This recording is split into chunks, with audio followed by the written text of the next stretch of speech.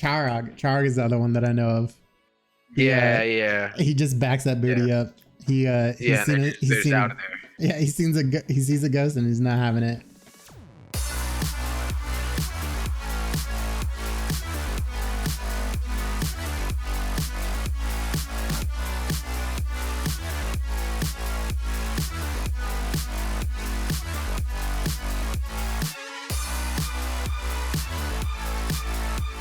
Drop timings for the week. Drop timing is actually really good this week. Pretty quick. Run off timer. I start potting up at 29:47 seconds.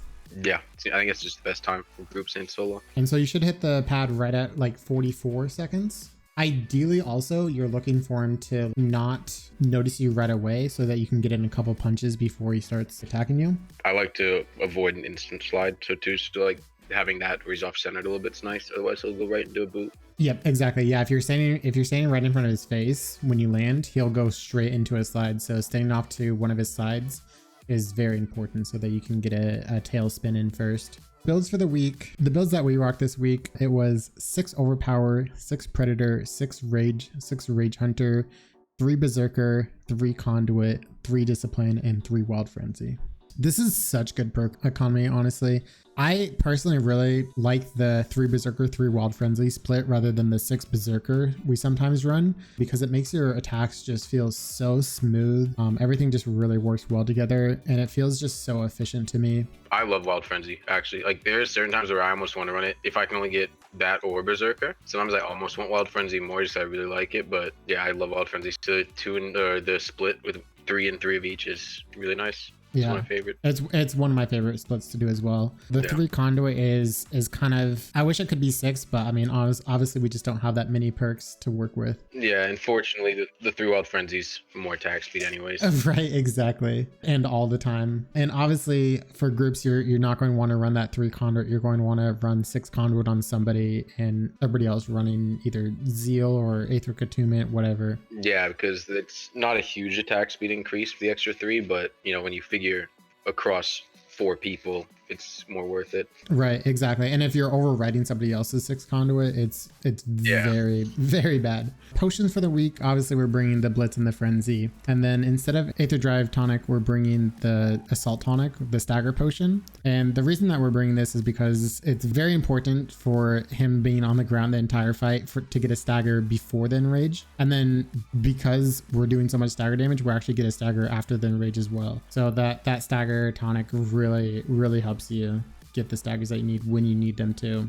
Yeah, it's definitely the safest way, or most consistent, I should say. What do you think about Aether Drive for just like a sub 3 though? Do you think that'd be more consistent than a stagger? With good focus, if like you have a pylon, yeah, because I know in groups you don't need stagger tonic if you have 4 strikers. You can get the stagger. Just if everyone's focusing the head. Yeah, I would agree with that. I think especially if you're running Pangar Lantern, I think if you run Aether Drive, if you're not looking for a super sweaty time, I don't think the Stagger Tonic's necessary. It definitely could work. So I think, I mean, whatever you have more of, whatever you're more comfortable running, I'd bring that. I think they're pretty similar for just sub 3s. Yeah, and especially, I mean, if you are using Pangar, I mean, I used Assault Tonic and Pangar, but if you're able to, Aether Drive and Pangar are so nice together because that really lets you spam the chill and get it faster. Lanterns for the week. I think it's a Pangar week. This slow is just really helpful for keeping him on the ground for a longer period of time. His boops and his staggers aren't the longest, but they're not the shortest either. Frost proc definitely helps out with chaining those together, as well as the damage. The damage of the Pangar Lantern has really shown to be one of the best hold lanterns out there. Yeah, it's pretty good. And like, you know, even Emberbane is not a whole lot different from the hold, but the thing is, if they move, you know, your Ember balls can miss stuff. If they're pretty much always going to be in your Pangar drops, like you don't ever really miss a lantern hold with Pangar, so just is constantly doing so much damage. Viable weapons for the week. I think with the power creep, we've seen a lot of weapons be very viable, especially in trials. A lot of our usual suspects, so Aether Strikers, Chain Blades, Hammer, Sword, I think those are all viable. War Pike, I think, would be viable as well. I think Pike can do fine, probably. Yeah.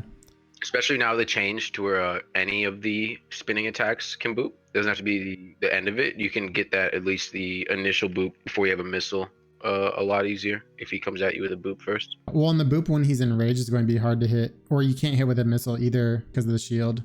Yeah, exactly. So now you can do the spin, and as long as you hit it, it should boop. Yeah, exactly. Yeah, that spin boop's going to be much easier for you. Repeaters, I would think so. The leaf shield is the only one that gives me the pause. If you're using repeaters, you without even trying, you can pretty much shred that leaf shield away pretty quickly. Just because the projectiles don't hit it, and it should break it pretty quick, I think. So yeah, repeaters I think are viable. I think they're just going to struggle with that leaf shield a little bit, but once you break it, you're golden. Just bring boop grenades with repeaters is the only thing. Axe looks like it's sub 3 viable with Captain Maelstrom posting a time. For everybody else that's not Captain Maelstrom, I highly recommend just using a better weapon. Yeah, I feel like this trial is probably the hardest on Axe of all the weapons. The boop on Gnasher with Axe is quite a bit difficult. Definitely not the easiest, especially not trading with it. It gets even harder. Positioning is very, very specific. I feel like Axe probably gets punished by the leaf shield stamina as well. Yeah, the leaf shield stamina drain on Axe is very brutal because you spend so much time at exactly 0 stamina with Axe, and you have no mobility to get out of it. You actually have absolutely no way to get out of the stamina shield. The Axe is probably one of the weapons that might have one of the harder times this week. It's a rough time. I highly don't recommend Axe for this week. Of all the weapons, I think you're better off running something else other than Axe. Mistakes in your run or improvements you're looking to make. I know on my run, I lost Predator at the Enrage, which is something I was trying to improve the entire time and just was never able to. Something I may try to revisit and improve on. And then the second part that I want to improve on is my part focus. I only got one part break, which was the head, and I hit way too many claps on the head even after it was broken.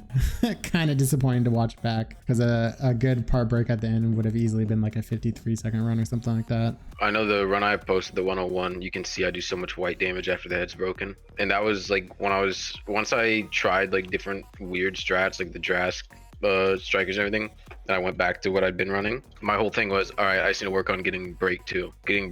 So I just spent like my next few runs just focusing on, like, even if it was kind of a shit time, just getting that focused on the little arm, because there's such a bad hitbox. Yeah, it's so small, dude. That little T-Rex arm.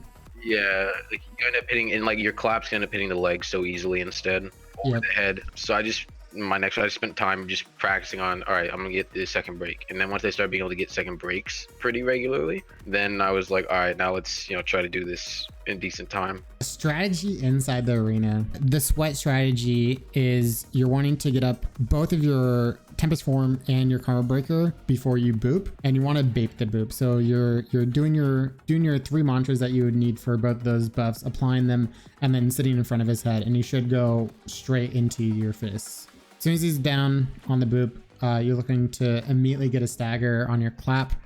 Should happen pretty easily. And after that, you're just doing your combos until he starts enraging, and then it's time to run. Once he's enraged, this part is very key, and this goes for sweat and non-sweat strategies. When he's enraged, he's going to turn and start walking towards you, and you want to dash back into his head.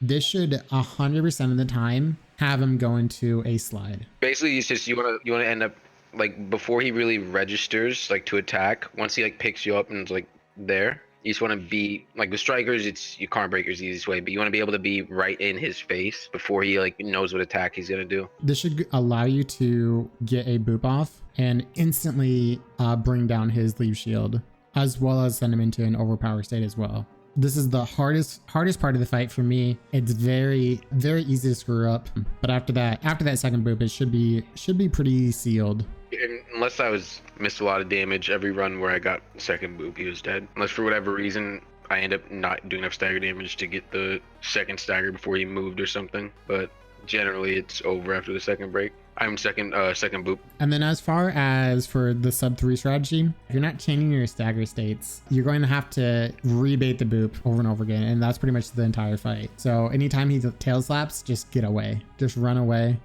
Don't even try to bother dodging it. Just get out of town, rebait the boop. And also an important thing for the non-sweat strategy, don't bother with the pylons. It is a absolute bait. You will lose every single time if you're focusing pylons.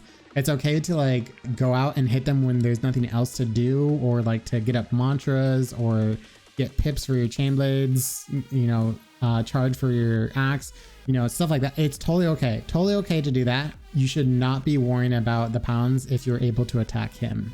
Dealing with the pylons is done completely by positioning. You put him in between you and the pylons and use him as a shield. Yeah, that should be plenty. Top times for the week. Top time you think is going to be sub 20? Is that what you said? Yeah, I think sub 20. I think a few seconds can be shaved off, like 18-ish, give or take. I think that's a good time to say. Yeah, 18 top time. I'd believe that. For top 5 for groups, I'm thinking like 22 seconds. Top 5 probably like 21 to 22. Yeah, I'd agree. Yeah, like 21, 22 probably. Top 100. I think it's really hard to say. Yeah, that's what I'm saying. Honestly, I don't know if top 100 goes sub 1. It might, but I'm not sure. I think it could go sub 1, but I'm thinking slightly past 1. I'm thinking like 110 maybe. Yeah, that's what I'm thinking. Like I don't know if it quite breaks sub 1 for all top 100, so I'm not sure. I think I'll get really close. But yeah, I'm thinking like 110. I could agree with that. Solos. I actually think a Tragic Echo strategy is going to emerge. Last cycle, it did last minute. It was like the very last day. I'm thinking if a Tragic Echo strategy emerges, I don't think it's going to be much faster, but I think it's going to be faster. I'm thinking like maybe like 47, 45 seconds is about where I'm thinking Tragic Echo could land. It's possible, yeah. Top times, we said 45, 47 if Tragic Echo emerges, which I think it will. Yeah, Echo or maybe some solid crit RNG. You can probably like lower 40s. For solo top 5 times, I think if an Echo strategy emerges, I think top 5 will probably be like 51 seconds, pretty much where Derp is right now. I think that'll be about top 5 because I think every one of the top boys will go over and switch over to it and get a good time. Yeah, if something outside, if something new shows up, yeah, probably. Top 100 for solos. I was thinking like 145-ish. Yeah, I think between like 130s and like 145-ish, yeah, somewhere in there. Yeah, I think I agree exactly with you. 130 between 145. Probably a pretty good idea of where it's going to end.